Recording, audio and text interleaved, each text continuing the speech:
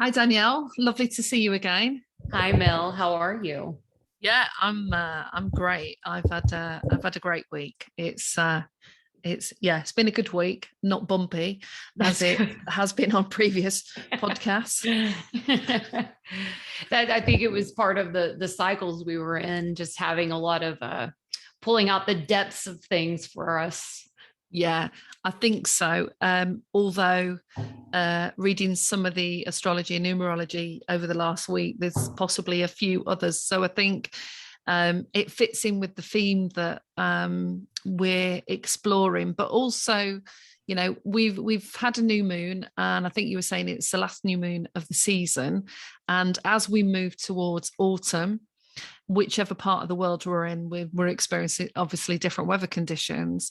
What I thought is that we are going to focus on the lots of different ways of thinking about creating the life that we want. It can be a simplistic or complex process that it goes hand in hand. And this particular podcast we're covering today is around the pursuit of happiness. And, there's been a lot in psychology over the years been written about, what is happiness. But also what I wanted, what we were going to cover as well is what are the kind of things that also trip us up, that even Mm. if we start to experience happiness, some people might, it might be an elusive state. And for others, it might be something that they feel on a regular basis, but there might be those times where they just think that the rug's going to be pulled from under their feet and they won't experience happiness anymore.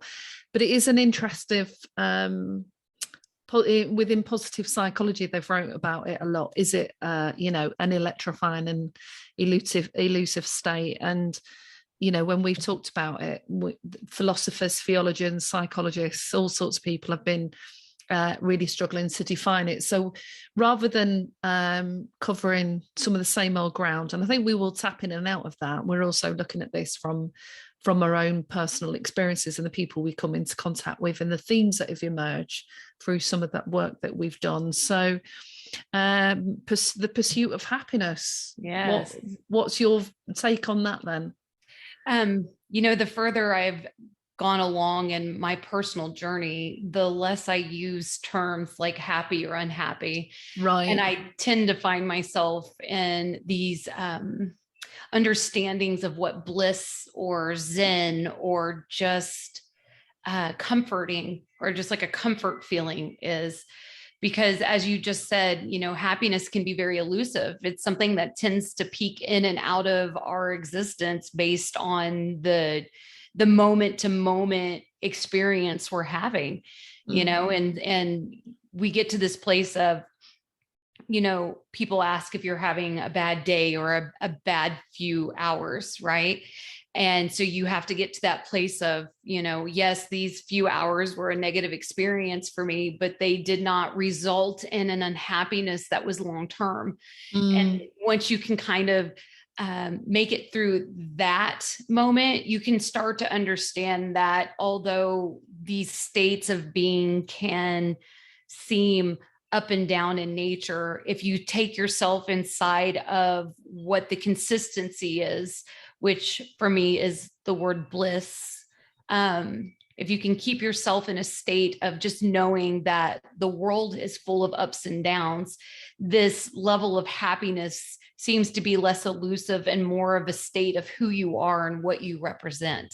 So my state of bliss is a consistent state, even if I'm having bad moments, bad days, or even an experience that I would consider negative long term.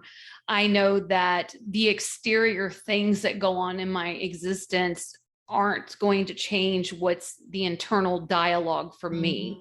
So this elusive happiness becomes more of a state of being in a blissful, knowing that there's going to be, these dark storm clouds, and some of the times there's going to be these big puffy white clouds, but either one is going to move through. And as long as I stay in this consistent state of knowing this, then that elusive nature that is happiness or unhappiness seems to kind of dissipate into blissful. Yeah, I think you've covered quite a lot of ground there in terms of sort of that process of discovery and where we can reside, what state we can tend to reside in on a regular basis. However, for a lot of people, if they've not experienced any happiness or much happiness, it may have been that it's a very transient experience, Right. and often the ups and downs are big ups and big downs, and don't necessarily realize. And especially when you've come from a background, if you've been chronically unhappy, or there has been, we've talked about those things before. If there has been trauma and there's been anything going on, it's we certainly won't perceive the world as being a place where you just bounce from one joyful event to the next. Right. And some people can, but they may not drop down as, they might not go so high and low. And you also said that, part of that is really about the knowing and the faith that once you move into that place where that is more of a constant state, whether you call it bliss or happiness, because you're right, if we're talking about happiness, there is an opposite, unhappy.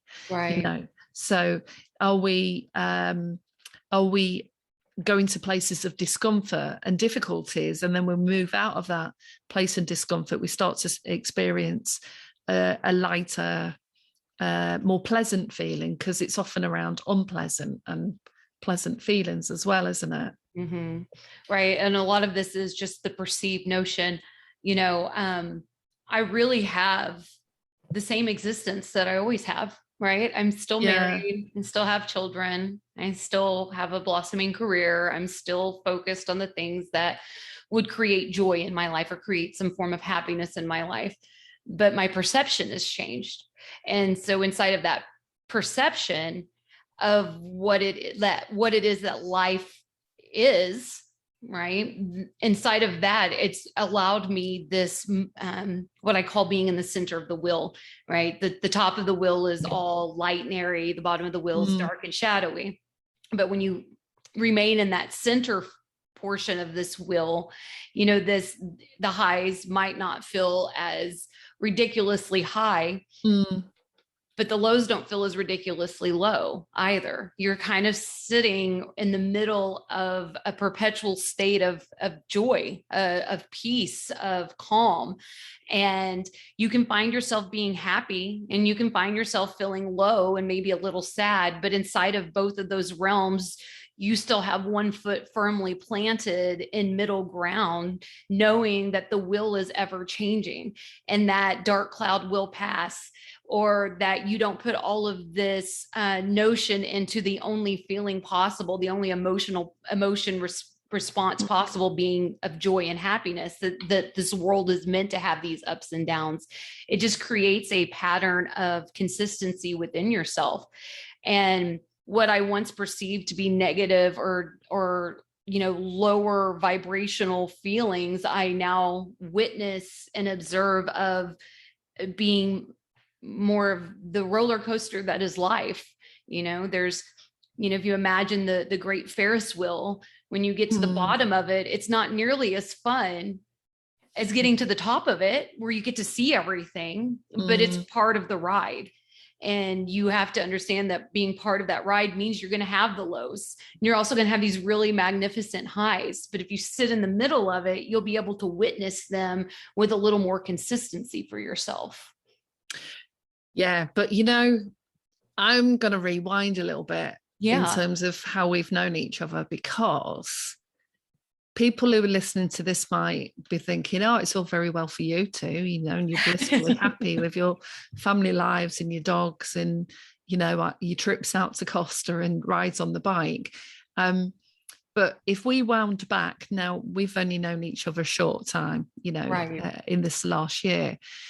If we wind back to, I don't know, for you, it's sooner, me, it's like 20 years ago, if you'd have said this stuff to me, I might have probably already turned the podcast off and gone, blah. Right. Because, it's around perception, it's around our beliefs, it's around all these things.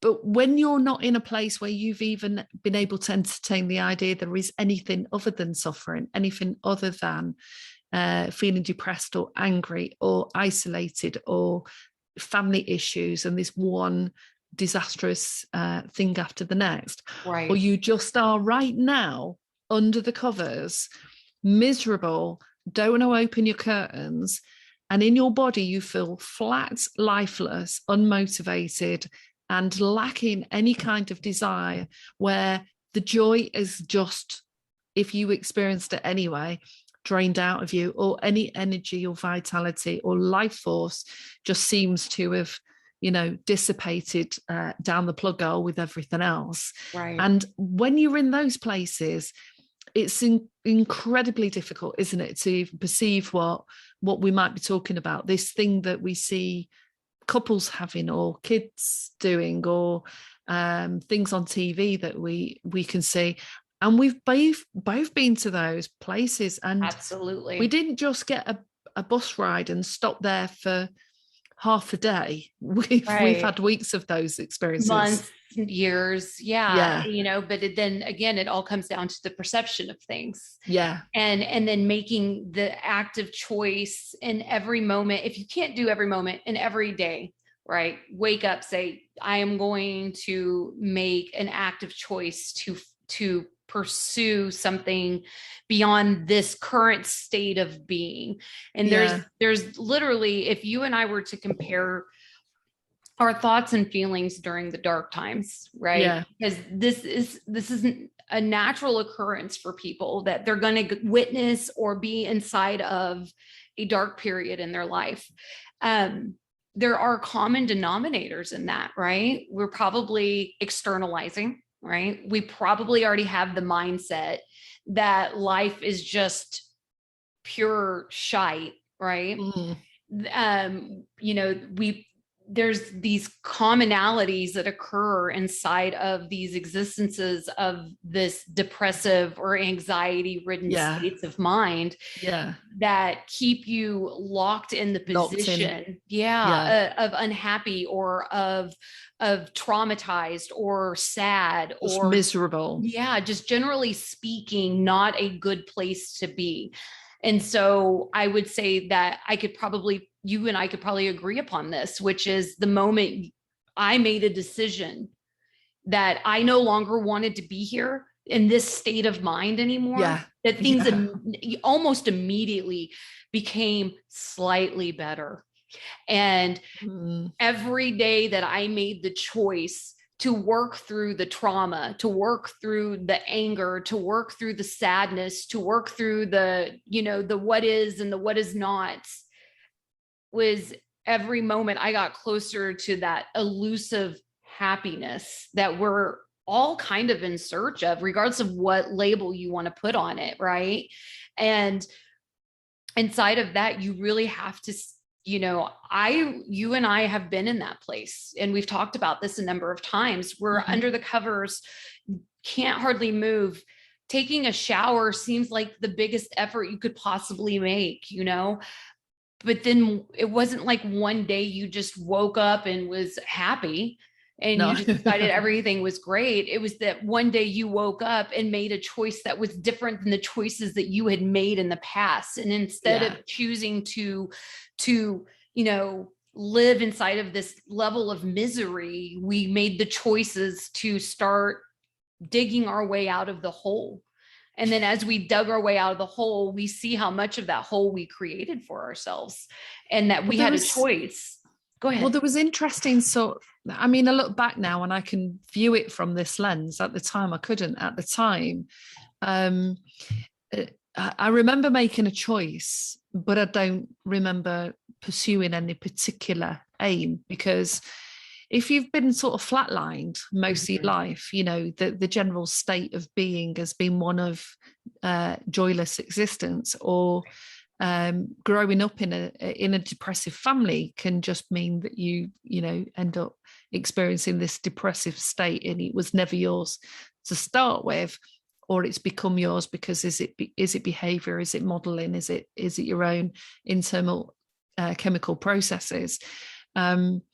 but yeah, definitely a choice of not wanting to continue to exist in that way, and Right. not really knowing what the things might be to get there. And I mean, at the time for me, I'd had a new baby, so it was complicated by all the neural changes that go on in the brain, Right. the experience of pregnancy, the fears that are sort of activated. You have, as a new parent, and I don't think we talk about this hardly at all, because everyone's like, oh, great, it's great, you're going to be a mom and you're going to have a baby.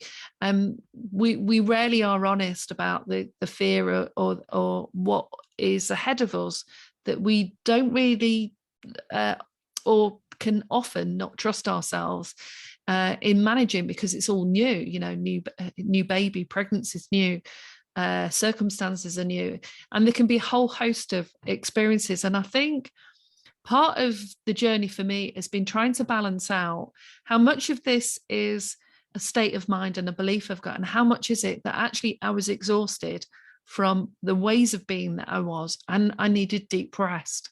Because sometimes the place that we do go to that feels like that is really a place of deep rest and healing that we need to get. What complicates it is definitely the perception and mindset and beliefs, because I definitely had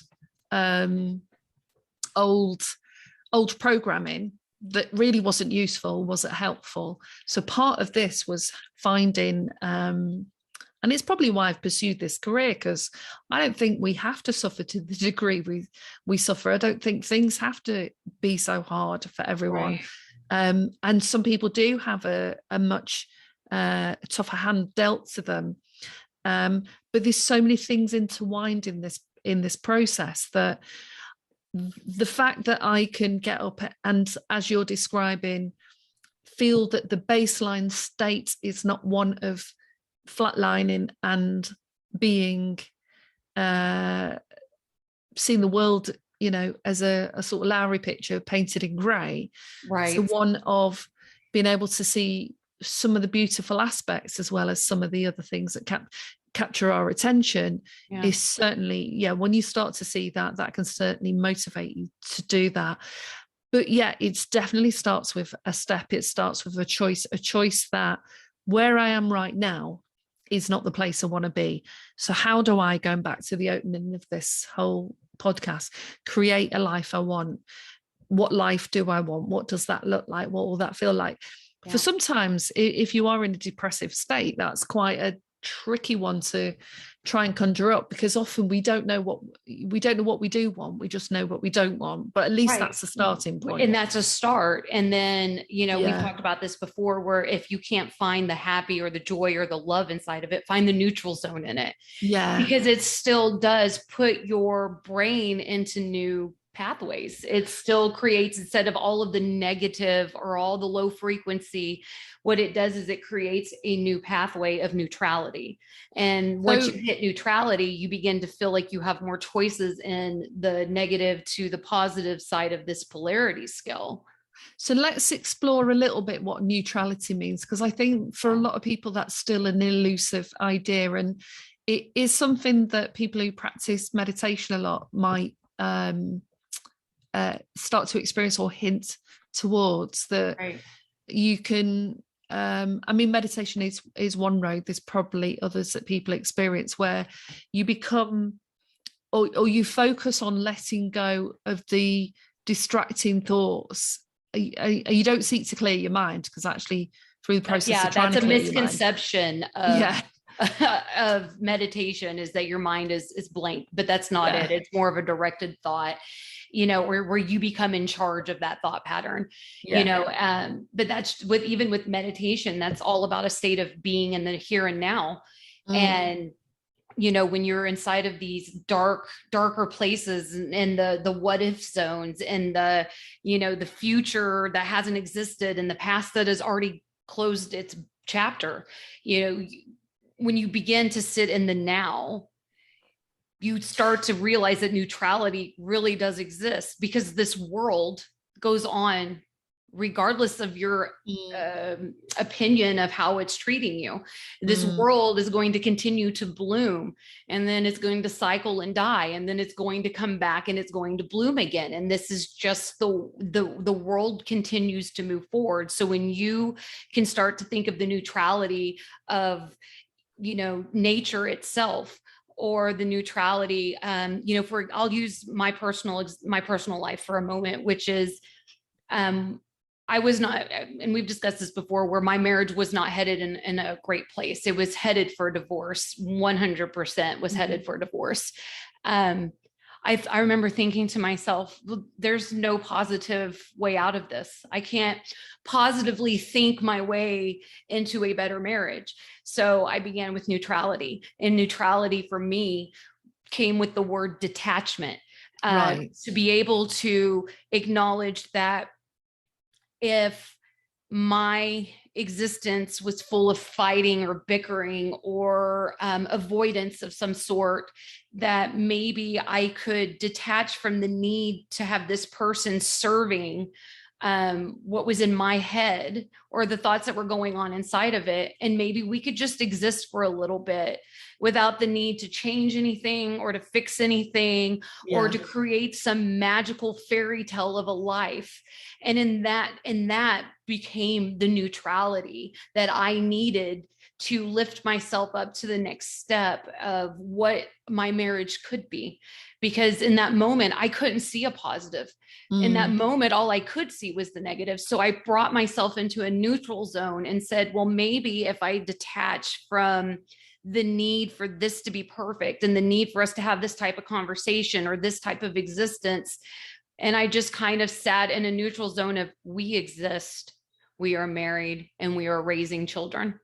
Right. So almost in the place of acceptance as to where you were, rather than where you think you might go and overthinking it. Yeah. So that's a perfect point. Acceptance is a wonderful start to a neutral existence that leads into a more blissful existence. It's just acknowledging where you are and being okay with that. Hey, I feel sad every day.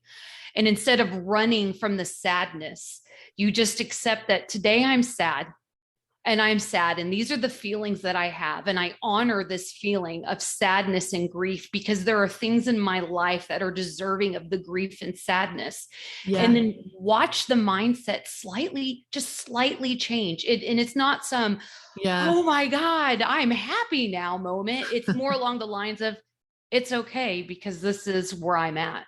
And I am here and I am right now inside of this sadness, and I am accepting the feelings that are washing over me and allowing them just to be, instead of running from them or deciding that they're not worthy of my attention. And that becomes a neutral zone where you now have more tools accessible to you to fight or to counteract this negative existence that you're inside of. Yeah, and I think that journey for some can take years. Some can turn it around much sooner, but because going from, I don't know if it's a social programming, because I haven't explored this in depth with large numbers of people, but going from a place of having a mindset that may lean towards more of a negative outlook, perspective and state and view of the world, and you know, this happens, that happens, people do this, to making a choice to examine your life and review it, and then be totally truthful, whether you're being truthful with other people, but you have to be totally truthful with yourself of, I'm in a funk here and I feel it could be lots of feelings, or I just don't know what I feel even, or I just feel flat. And accepting that, rather than trying to work it out or figure it out or have lots of conversations with people and get the brain back in gear, because sometimes the brain's just a bit over busy anyway. And that process alone of doing that review and accepting where you are right now, because it is often, I've worked with quite a few people where they make the discovery and realize and find themselves being able to be more accepting of themselves with a non-judgmental attitude, Right. then think they've got to take action. And I'm like, no, just because you become aware of something doesn't mean to say you have to take action. The feeling of action will arrive when you're ready to take it. There is no right or wrong way to do that. Of course, we've talked in the past, unless you're in an emergency situation. Absolutely. That's because different. the place of acceptance of this is what it really is, rather than trying to fix it, do it differently, make them do it differently, Right. can actually, as you say, bring on a whole host of other awarenesses and understandings that you wouldn't have been able to entertain because you're so busy either denying it, pushing it aside, or ignoring it. Yeah. Or trying to skip over it. Yeah. And that's it. You really brought that aspect into focus for me, because up until then, I really felt like I was kind of walking around unaware of that, that acknowledgement that just because I know, or just because I acknowledge this within myself, or I acknowledge that the situation is what it is, it does not always mean a call for action. Yes. And sometimes all it means is that you need to be aware. And once you're aware, the call for action isn't of course, in case of emergency or something that is pertinent in that exact moment, the call for action isn't always necessary. A call for action actually is not necessary until you get to that next level of, the cycle of change, when you're ready to, understand it on a deeper level, and then you can take it to the next the step of the cycle. If you in fact get there, because one of the interesting things that happen, and this is coming out more with, say, the Greg Bradens of the world, and Sadhu Guru talks about this, is the moment you change your own state, you're influencing the area, the frequency, the nature of everything around you. Anyway, the moment you stop interfering in that, and almost imagine that you're reclaiming all your energy back to yourself while you're in that place of reflection, there is sometimes other interesting things that starts to occur, because on some subtle level, if anyone's ever done it, made a decision and just naturally done it without declaring to everybody that that is the decision they've made, things just start to shift more naturally. Tremendously, it's quite fascinating. Yeah, because you really will. I am a firm believer that this is a world of reflection. Your inner reflects your outer, right? And so when you change that frequency, like you're saying, when you just acknowledge to yourself the things in the way that they are, not the way that you wish them to be, not the way that they once were, but the way that they are now. And you make that internal choice to say, this is how it is. Do I want this to continue? Probably not if you're in a negative state. So the internal world now has started doing, like, it's got little workers in it, starting to change things up, changing the neural pathways, changing the way that you respond. And then the outer world begins to reflect this. And you haven't done anything. You haven't had any of the conversations. You haven't had to make anything happen. You're just leading through, and you're not even realizing this, but you're leading through the example that is you at this point. Right? I am no longer attached to this and this and this, because detachment or unattachment is a very key place to begin this process, because we have been taught throughout our lifetime to externalize. Well, Mel, it's because of you that I'm in this crap mood. But you're not in charge of my moods. I'm in charge of my moods, right? And so when I can adjust that aspect of it, it naturally reflects in the outer world back to you. I didn't put much effort into changing my marriage. I changed myself.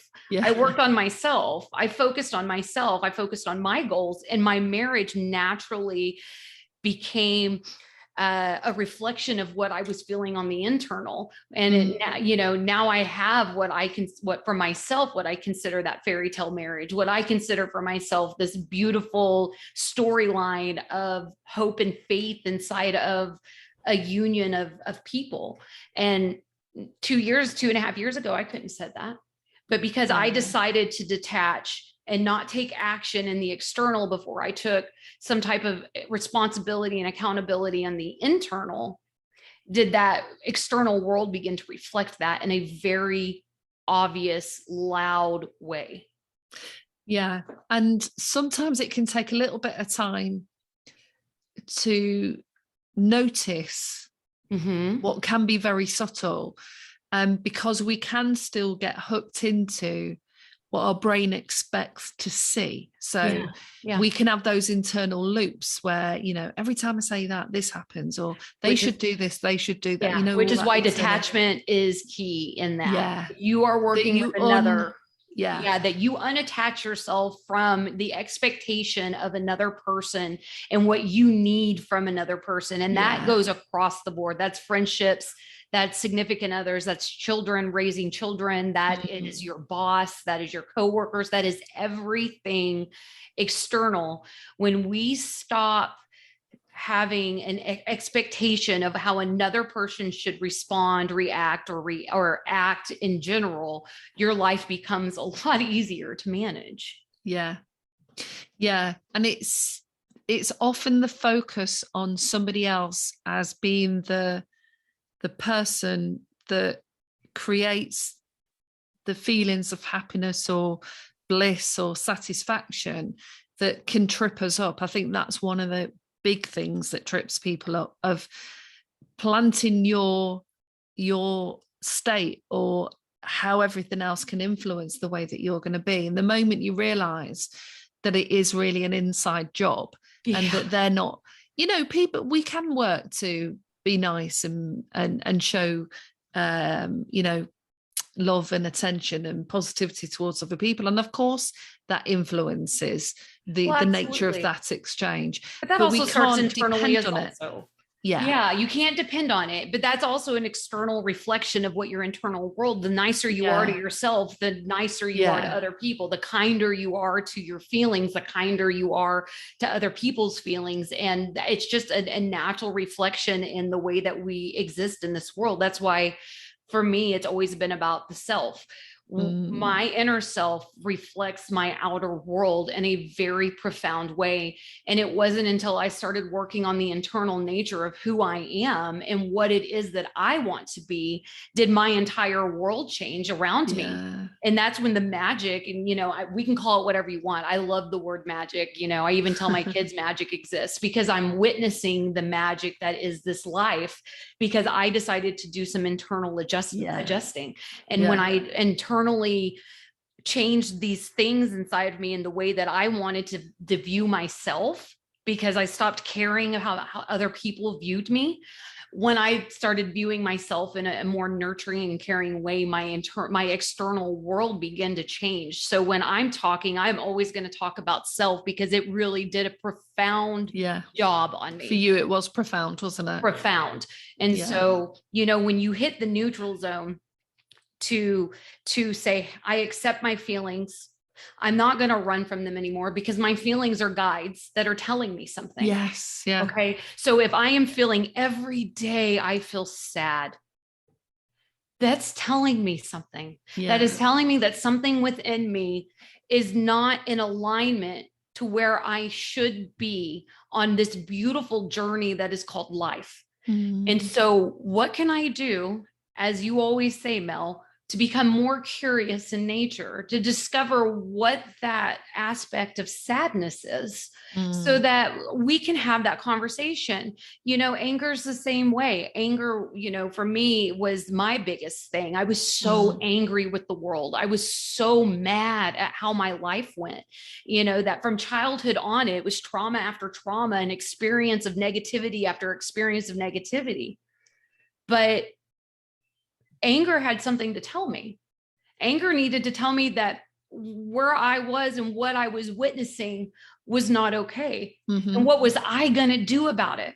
And I don't mean for another person. What am I going to do for myself so that these aren't the experiences anymore? How am I going to love myself a little differently and be a little kinder to myself, so that anger isn't sitting up front in the driver's seat, driving the bus? Yeah. And also sometimes you know, these are all different emotions we can go into that we can perceive as negative, because, you know, you can watch a sad film and be massively moved by that and feel the sadness. And it can be that it's, triggered something in yourself, or it could just be that, in that moment, you're highly empathic of the experience that you're witnessing. And with anger, I certainly, when I worked with a lot of the teenagers, and I'd work with boys mostly, the boys were always labeled as angry and the girls were always emotional. And, right. Whereas anger was an expression of their core and being. And when somebody trampled over their values and beliefs, they got angry about that, and most of us would. But it wasn't it was an accepted way of being, because of the way we expect children to perform and conform, with little regard to their personal experience in the world, and that they are equally feeling it, if not more, because it's their first experience of feeling it, to the degree that we do as adults. And then that makes that very difficult. But it's an assertive force that, if you package it right and you articulate yourself right, or sometimes you don't, it's just, you've got to work out, you've got to discern where your battles are and where you need to stand up. And if someone keeps rolling over your foot, you're not going to stand there and work out whether that should happen or not. You're going to say something. Stop rolling over my foot. And that's called a boundary. And once you create it, the person is used to rolling on your foot, they'll become offended by it. But now you know where your placement is. And because you've learned to detach or unattach yourself from your expectation of what they should be doing, now you have the decision: do I want to continue to let my foot be rolled over because they feel they have the right to do so? Or do I want to simply move my foot out of the picture? And now you're not emotionally tied to that lesson, that what you're learning in that moment. So when we talk emotion, happiness would be considered for me an emotion, right? Joy would be considered an emotion. So if you're not tapping into that joy, but all of these other emotions are tapping into you, they're telling you something. And if you are, aiming to not be depressed, if you're aiming not to feel, all the sadness overwhelming you, if you're aiming not to be angry, well, accept that, hey, right now I'm angry. Right now I'm sad. Which one do I want to talk to first? You use these as these emotions as a guide, as a sort of a spirit guide, if you will, right? And you separate them from who you are, because your state, your soul, your being is not emotional. It's just pure. And so you now separate it, like, okay, spirit guide of anger or spirit guide of sadness, talk to me. Right. And allow this sadness to open up and express itself and not run from it. And you might be filled with tears. You might be sobbing. I can't tell you the number of times I sat and just wept, ugly cried, wept, because I allowed myself to feel the feeling. I've been a runner of my feelings my entire existence. I'm a logical and analytical person, but that can only get you so far. And it got me right into depressed land. And I sat in depression. And it wasn't until, you know what depression is. You have to press down. You just have all of those feelings. And it's tough for some people growing up, because there's phases, and I used to see this with the kids, is young people learn to develop a language to describe their experience. And if in that language peppered with the words that we call emotions, feelings, but they haven't been given the message that it's okay to express those, they will only then express the ones that are easier for the people around them to see and hear. And they will push down the ones that aren't. In families where there's a lot of disruption and dysfunction, that will mean pretty much all of them. And then they will go to the land of non-feeling.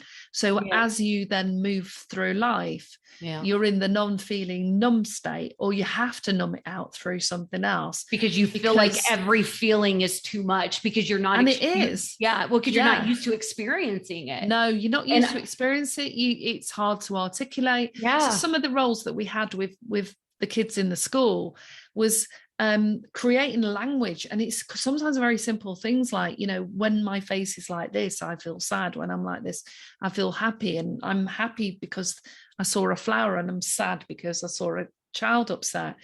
And it's the very early stages of emotional development and communication. Mm-hmm. And if that doesn't happen, then it's stunted, it's delayed.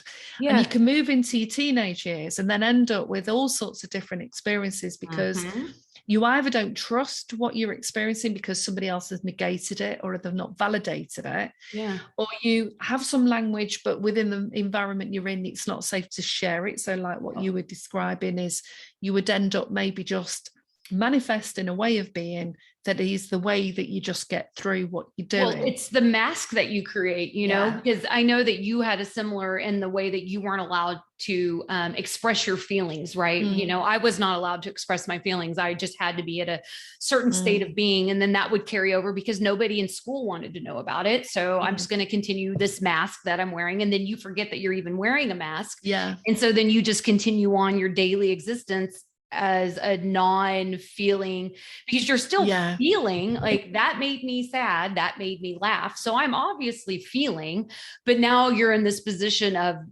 you can't show it. Yeah, exactly. You get to not showing it. You get to then not wanting to feel it because it hurts to feel the strength and the overwhelm from that. So you have to find a strong mechanism to close the lid on that to some degree. Yeah. And different people have different levels of vulnerability or fragility around how they close the lid on that, because for some, they can't. And so they will need external things, whether that's drugs, alcohol, relationships, or whatever, to control that.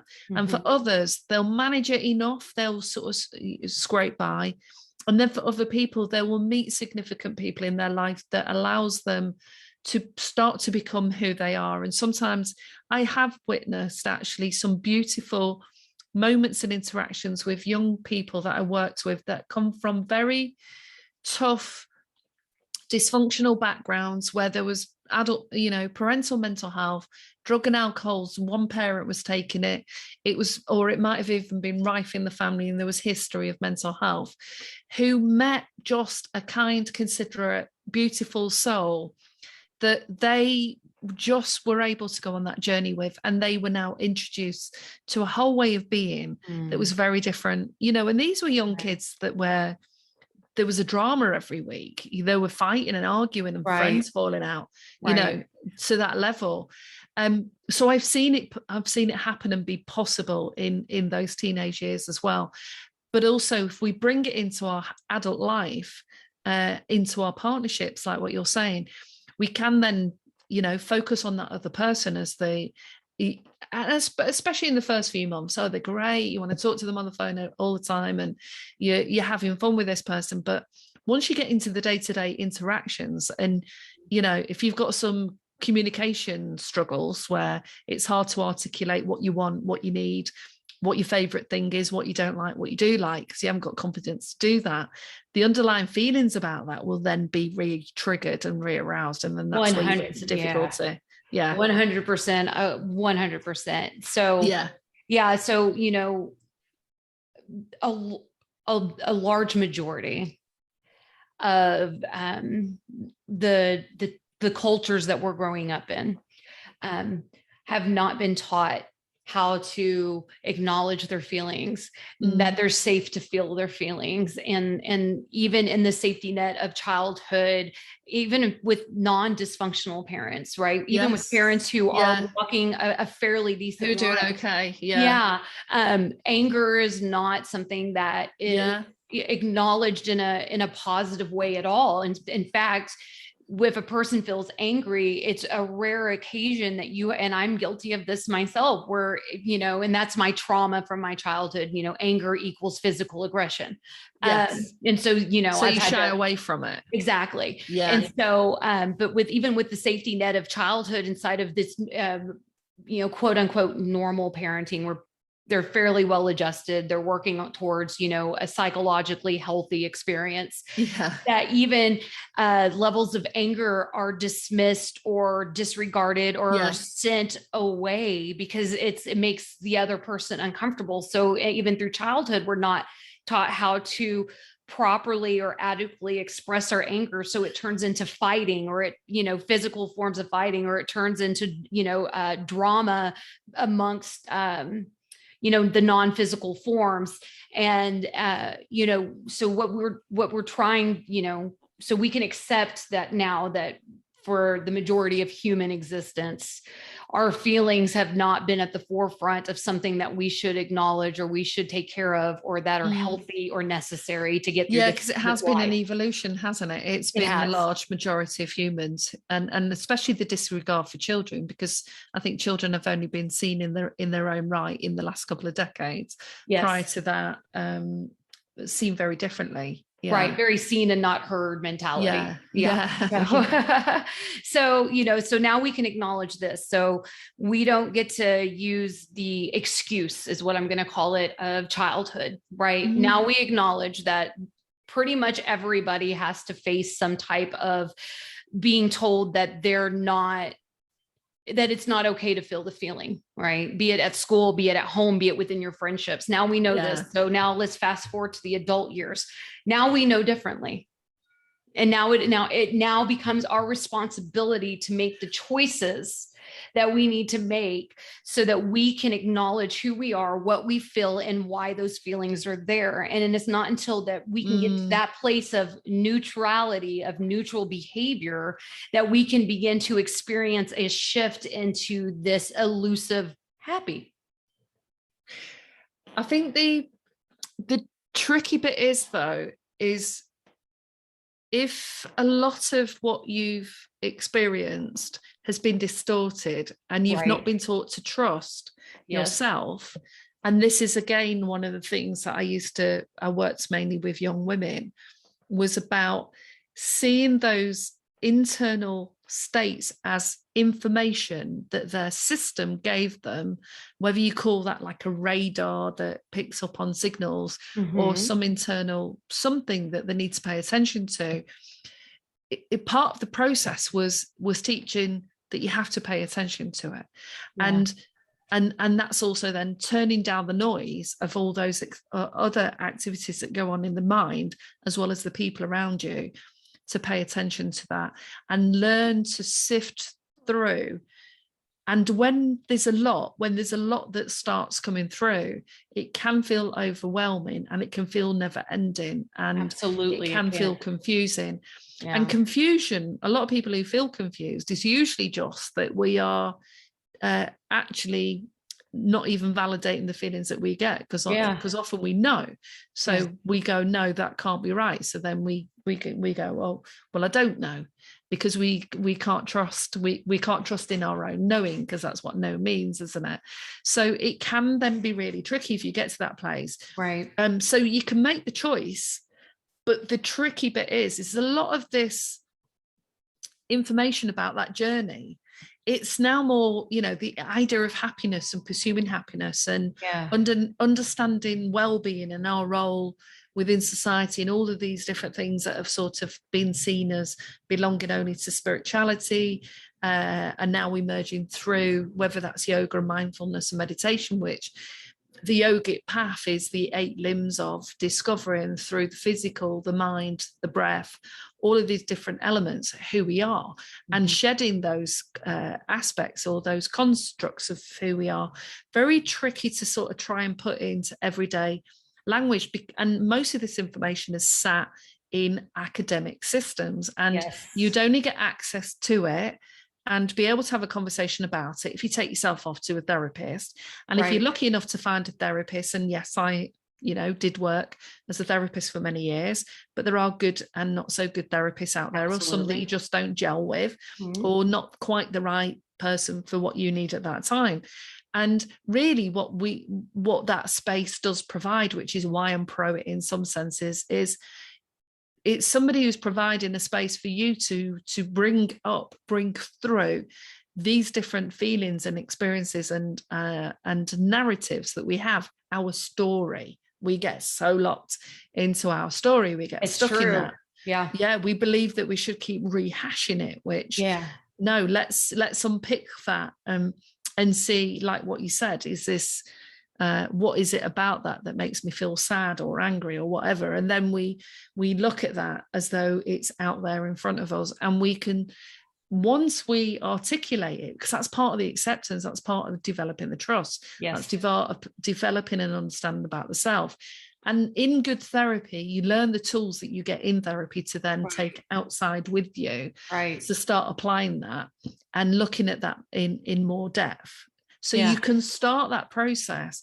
But because it's been exclusive, when actually we were teaching kids this in schools, we used to run groups with them, social skills groups, where if we recognize some children have had what was thwarted, delayed development, which is the emotional aspect of them, we would create opportunities for them to do this in the school life, to have those conversations, for somebody to read a story.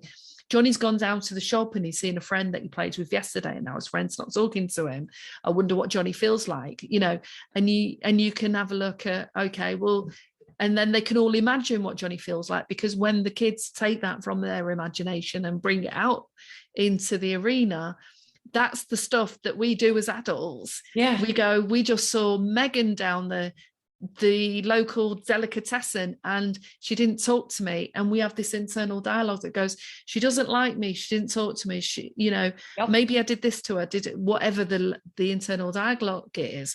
And so we also have this perpetual state of having this internal world that actually we've not even checked out in reality and validated, because most of the time we don't go and ask Megan if Megan's all right. We have this whole internal world, yet somehow we sit in the external world only.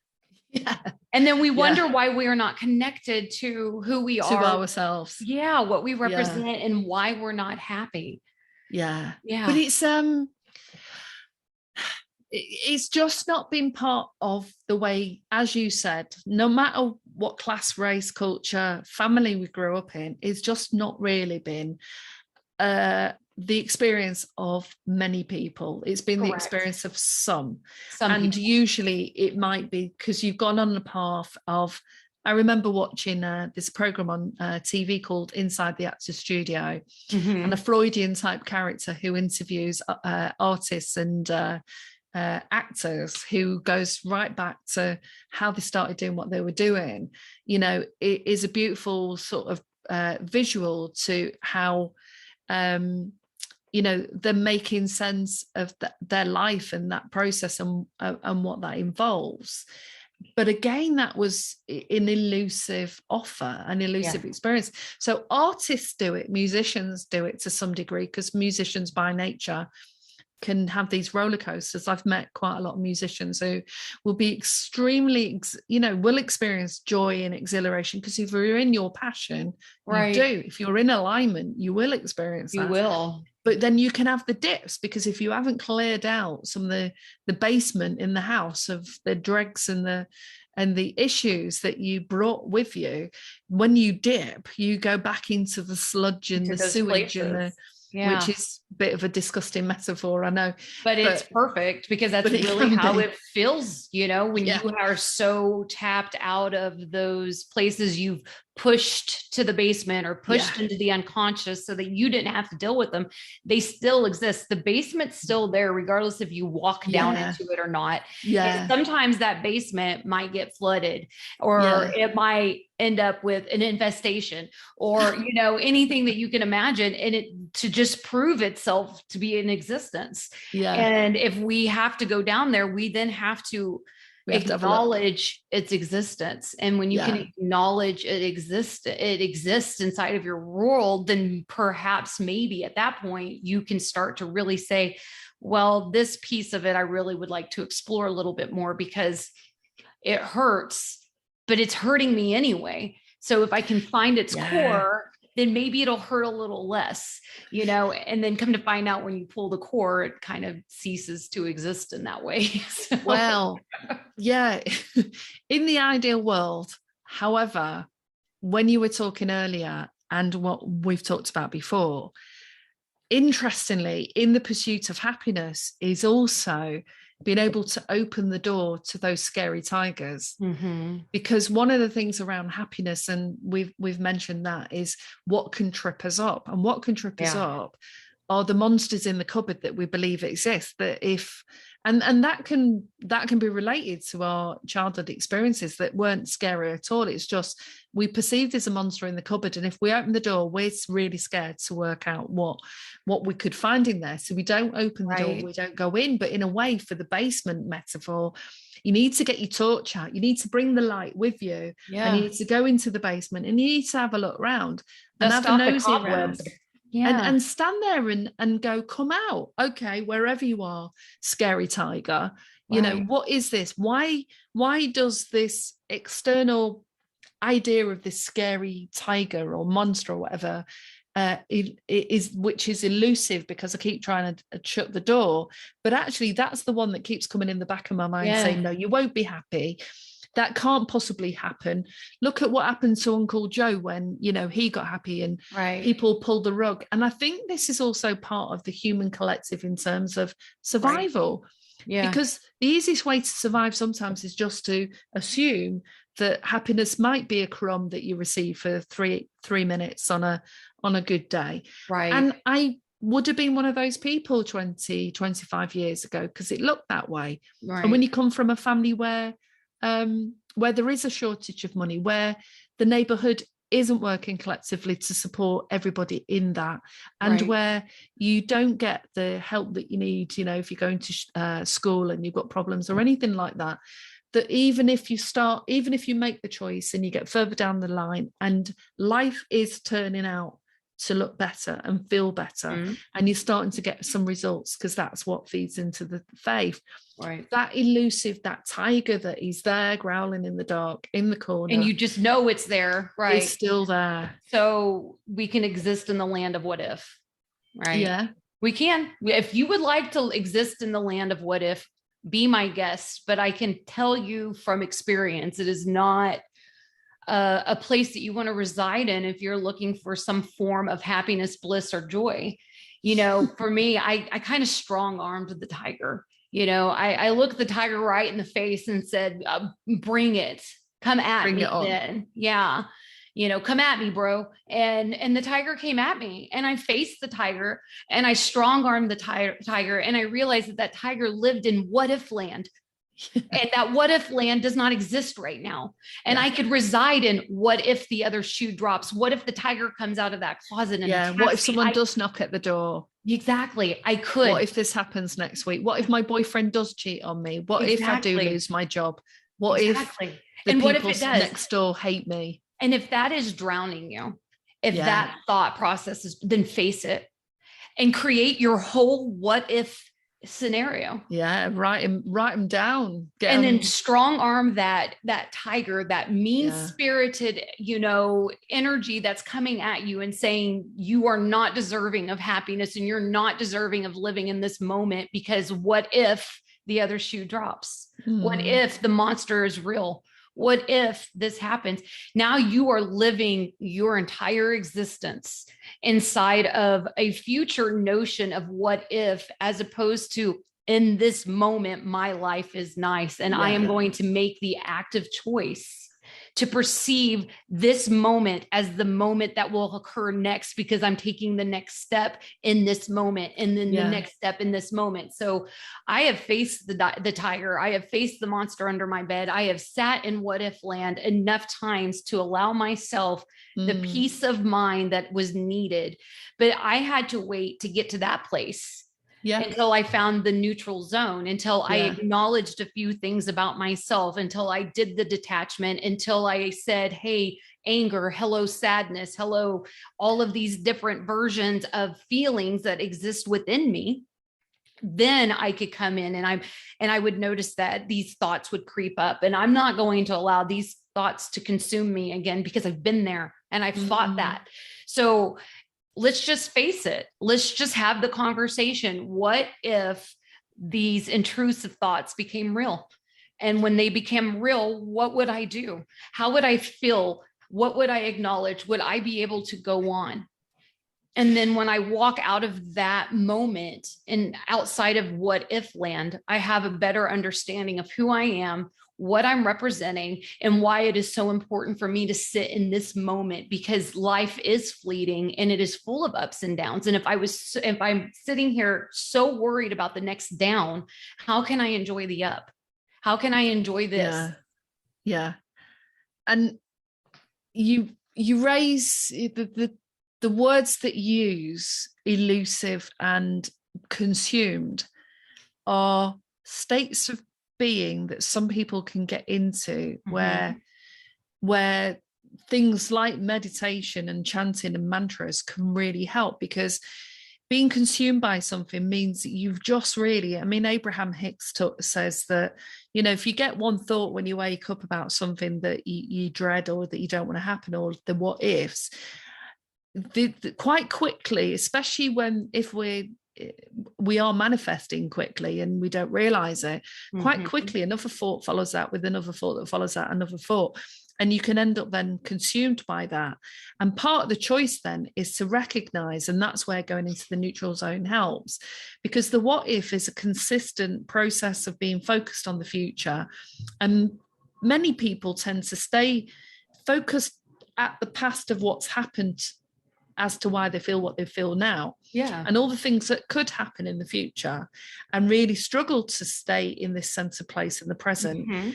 And that's often because of the intrusive thoughts and this almost like addictive nature that happens. Yeah. And so that's where we're now ramping it up another gear. We're moving from identifying that was experience. We might have not had the language for it. We might have grown up dismissing, disqualifying, and moving or shutting away. And once you get in the process of that mindset, then, you know, you can remain stuck. But now what we're moving into is, how do we level that up? Yeah. How do we level that up? How do we face those things that feel all consuming? And I can only speak about this because I've lived the experience. You know, so I can talk very clearly and very decisively about choices and perception, because these are the things that brought me from where I was to where I am. And if it wasn't for the daily choices, the moment to moment choices, the intrusive thought coming in, and instead of saying, I'm going to run from you, or I'm going to pretend that you don't exist, I'm now saying, okay, you are here for a reason. And maybe right now is not the exact time I should think about it or put the meditative thought process to it, because meditation isn't, again, not clearing the thought, it's the direction of thought. And then when you say, okay, now I'm going to put you back in your cupboard, and you and I are going to have a conversation about this later, and then follow up and have that conversation. That is so important. And as a person that lived in the all-consuming land of depression, of anxiety, of being caught in the storyline of my past, and how that translates to how the other shoe is going to drop inside of my future, I actively made choices, and I changed my perception of things, and I faced the fears that had me running, and I faced the emotions that made me feel shameful.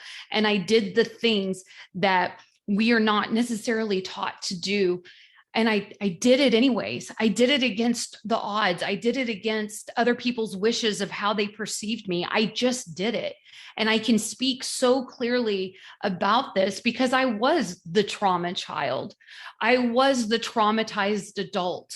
I was bullied in my adult years. I have faced grief head on in a very life-changing way. I have been through the experiences that we talk about, and I still have managed to find my way to where I am now by plain and simple detachment into neutrality, into making the new choices that I knew were healthy for me, and then facing the fears or the perceived demons inside of ourselves.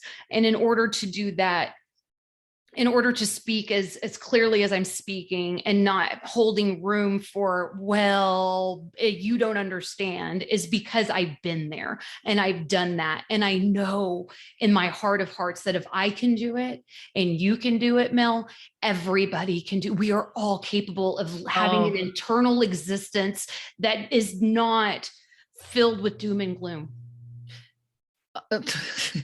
I mirror that exactly, and I still look at that path, that journey, with not disbelief, because I just think, was I that person?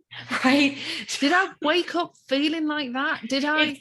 It's wild, isn't it? When you look back in the hindsight, because I always call it the hindsight rule. Yeah. It's like I look back in hindsight and I'm like, of course it feels easy now because I went through it. Yeah. And I'm done with it. But at the time, it's like giving birth. It's really painful. It's like a tsunami coming down upon you on repeat every 5 seconds. It's just washing you away from shore. But bit by bit, I took back control of what I could. And that's me. Yeah. I took control of my life, of my existence, of my thoughts, of my feelings. And every inch I made, even if I went 2 steps back, I already knew my way forward because I did it. I already took that step forward, even if it was a small step and I ended up 2 large steps back. I already knew my way to that step because I did it. So now that I'm 2 steps back, I know that it's my perception and it's my choice to take the steps forward, and that I'm not meant to be perfect. I am meant to exist. And here I am existing. So now I have the choice. Do I want to exist and thrive, or do I want to exist and survive? And I had done enough surviving. I had survived my entire existence. I am ready to thrive in this life that is here for me. I'm not meant to live in depression and anxiety my entire existence. I am meant to thrive. Everybody is meant to thrive. And if I can take that upon myself and I get to have control of that, do you know how beautiful that is? Do you know how in that hindsight rule, you're going to look back at yourself and be so proud of you making the choices every day to become a calmer, happier, more nurturing version of yourself? Oh, massively. And, sometimes, and I think you're right, it's the steps. And sometimes it's the small steps when you get some evidence of how even when you took that choice on that day to do that thing, whether that is stay home and rest or have a bubble bath or go and see some friends or clear something or change your job, whatever that step is. Yeah. Or not going and seeing friends. Yeah. Because that's what I ran into, was I ran from my feelings by socializing. Right. Because if I'm surrounded by other people, then I don't need to face myself. Yeah. So when I got to that place of recognizing that, that choice I made was to stay in instead of going out, or the choice I made was to get into the bath or into the shower or into the pool or go sit outside for a few minutes, how much different I felt internally, how much that smidgen of a step in the right direction became a giant leap across, from, the land to the island, or perhaps the island to mainland again. And how every ounce of that effort I put in was worth it, because hindsight rule is a huge thing. And if you look back where you were a month ago, a year ago, 5 years ago, you're going to see how much progress you've either made or you didn't. Yeah. And you can't be shameful of it, because we've all been stuck in the same patterns for years of our lives. Yeah. But the moment you're aware of that, is the moment you have the ability to make the new choice. Yeah. You've got to do the review process as part of the journey, because, especially if you've experienced bouts of or a consistent experience of depression, is when it goes well, when your day goes well, and we're talking about the pursuit of happiness, but it could be that you feel peace, you feel calm, you don't feel angry, you don't feel depressed, is sometimes you've got to capture that. And often you can forget, because when you're in a state of depression, you forget that actually you did feel those good things on those days. Yeah. And the review element of it is I might have been anxious because I had to, I don't know, go for a job interview or do a presentation or walk to a new store when I go to the same store. Right. And I felt anxious, sort of felt stressed, or I was a bit shy, whatever those feelings are that come those up. Those are okay feelings to have. You're having a new experience, correct? So new experiences can cause anxiety because they're new. I reworded that as well, kind of like the happiness to bliss. I reworded anxiety into hopeful excitement, because when you're going into that job interview, what is it? You're anxious because you're hoping to be excited that you're going to get this job, right? Yeah. That this experience of walking to the new store, this store that you've never been to, is going to be the store that you're choosing from this point on. The date you're about to go on, maybe you're nervous excitement or, about this because it has potential to be more than a date. Yeah.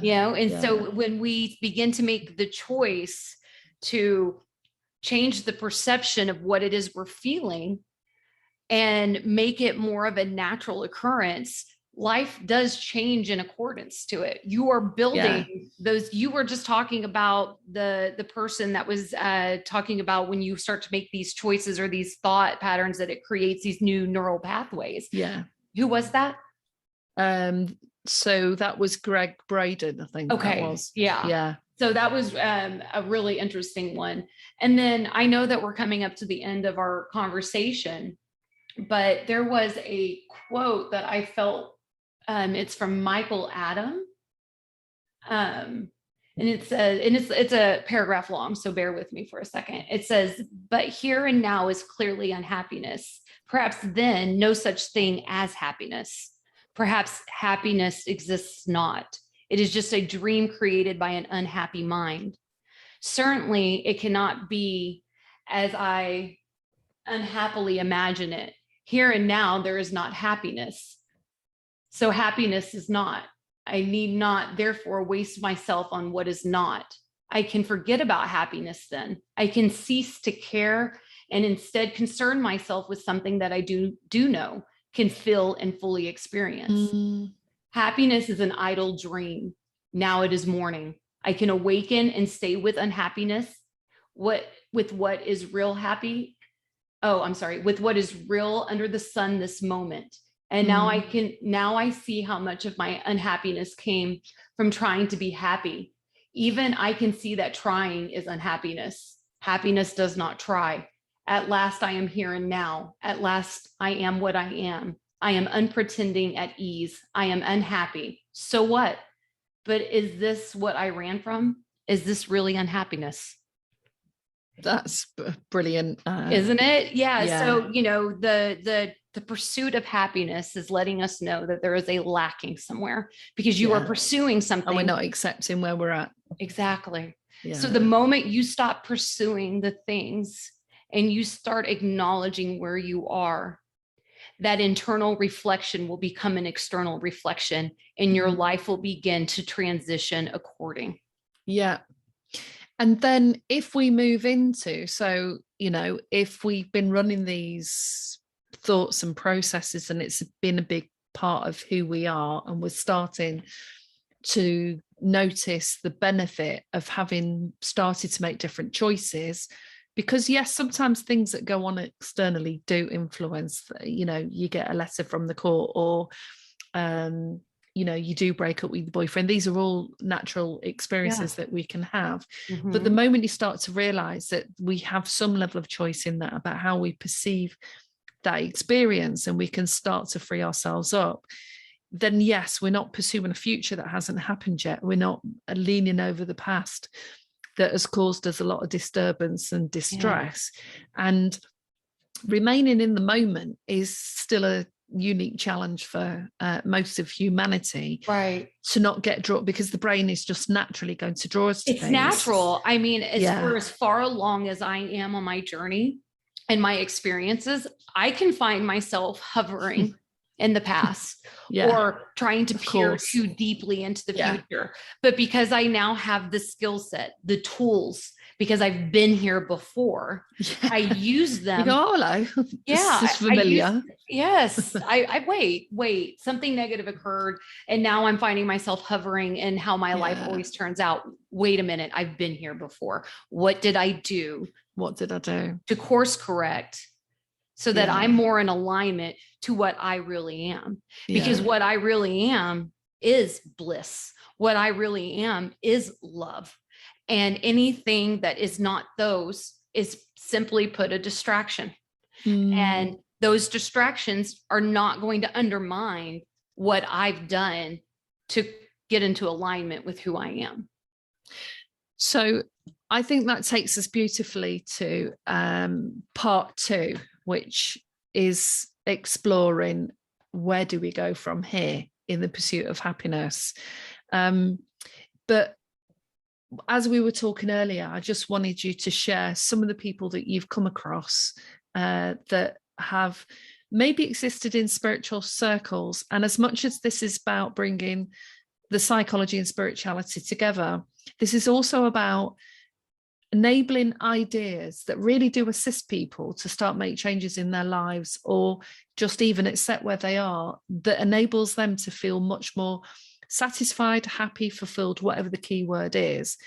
And several people have gone before us on this journey to really dive in deep at a deep level. So can you tell us a little bit about some of those discoveries that you've made in the process of you exploring this?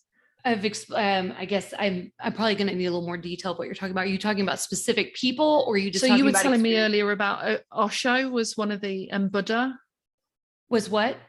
So there was Osho. You said that he'd spent a long time looking at the, happiness. Oh, Osho. Yeah. So I had this friend approach me about concern with the other shoe dropping, and I'm happy now, but what if? And so it led me to all of these tidbits of information I've gathered over the course of time through these quote unquote gurus, or these masters of their realm. Okay. And every one of these masters has pretty much the same alignment, which is we don't feel the lack. And the moment we begin to feel the lack is when the lack happens.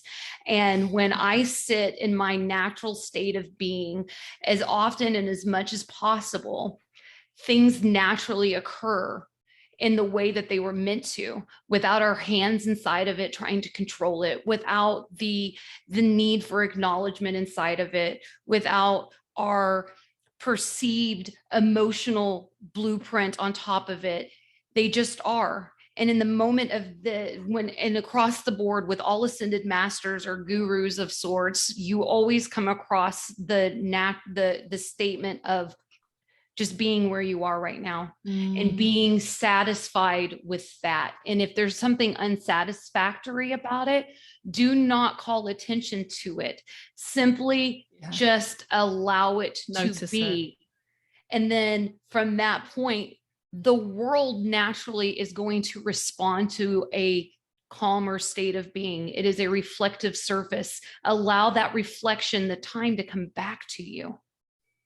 And so, when talking about, they all pretty much say the same thing. And my two focuses on happiness have been Buddha and Osho, because both of them have found a state of being that most of us strive our entire life to get to. And in personal lives aside, their teachings are that of the state of the now, the state of being inside of the now. And when you are in your now, the past no longer exists and the future is yet to unfold. So what other position do you have to hold but calm, peace, love, and a good energy perception? And pretty much what Ram Dass has spent several decades looking at, and his famous book that is decades old, Be Here Now. Be Here Now. Very simple title. And both complex and simplistic in its journey of arriving at this space of surrender, release, accept, let go, and actually the world of everything that's meant to come in your direction can then come once we let go of this need to work at it. Yeah. And rather be in the Just now. be in it. Yeah. Be in it. Yeah. Be in it and allow the world to surprise you with its magic. I am I living love proof. that. Yeah. Yeah, I love that. We're going to have part 2 on this. Perfect. Because I think we've gone to some depths here, and it gives people an opportunity to think about the journey that they've made, and any of the steps that have been taken by them is really useful for them to reflect back on what did they do? Did they make choices? Did they arrive at a space where they just thought, I really can't live in this land of unhappiness, sadness, anger, of all these emotions that just don't seem to feel good? Did they make a choice on that? And if they did, what was that choice? And do they celebrate that choice? Do they say, well done, for making that choice that moves them in a different direction towards something that might look elusive? Sometimes you don't know that there's something further down the line if you've never been able to perceive it. If you can't perceive it, it's hard to see. But when you start to get some evidence, and we've got to see the evidence, you can trust that process. So thank you for your time again tonight, Danielle. And I look forward to the next discussion that we're going to have. Yes. Thank you, Mel.